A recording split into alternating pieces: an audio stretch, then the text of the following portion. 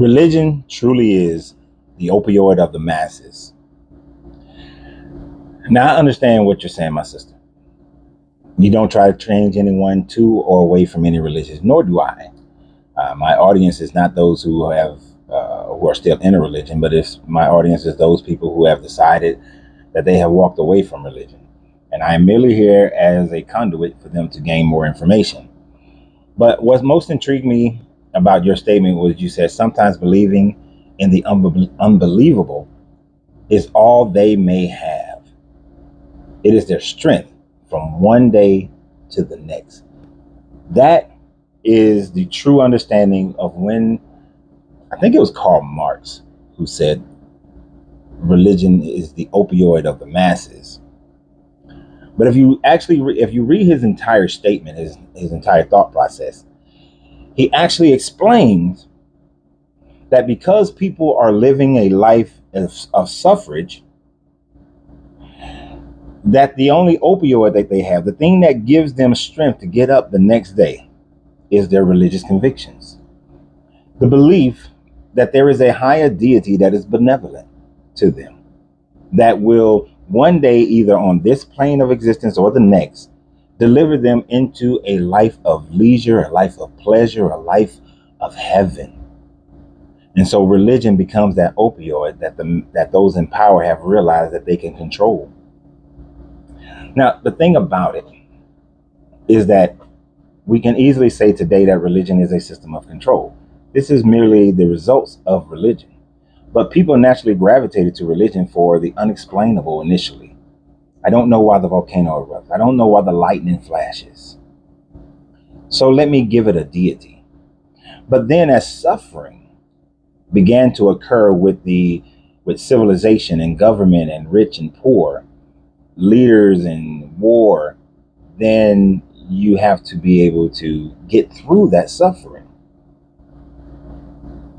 The actually unforgivable sin of suicide created by the Catholic Church as an unforgivable sin occurred because people wanted to end their suffering and they wanted to leave and thinking that they would go to heaven. So the Catholic Church said, let's make that a sin that you can't recover from.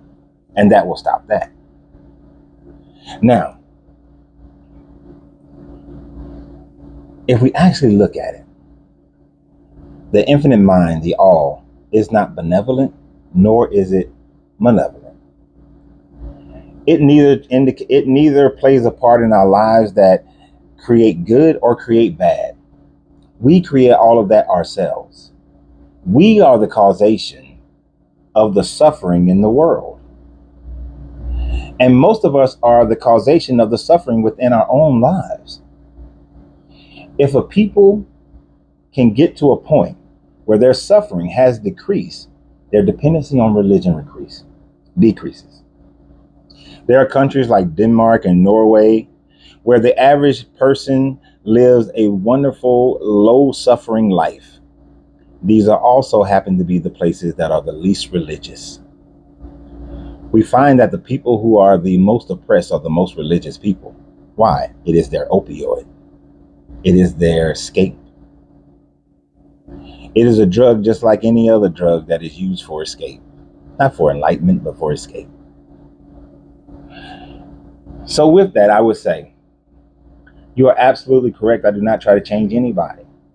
But what we should be looking at is how we can decrease the amount of suffering mentally and physically, financially, emotionally that people are suffering through. And by doing that, they will be able to walk away from these controls of religion, because that has not only become an opioid, but we have become addicted and enslaved to it. So this is why I still walk my walk, talk my talk, do these videos, because there are people who are going through their 12-step program of leaving religion, and I am here for them, and you may be there for those in your inner circle. But you are absolutely right. If you can't get up and go through your day without religion, you have a serious addiction. You have a serious problem. And you need to free yourself to be yourself, because your greatness is non-negotiable. Good journey, good vibrations.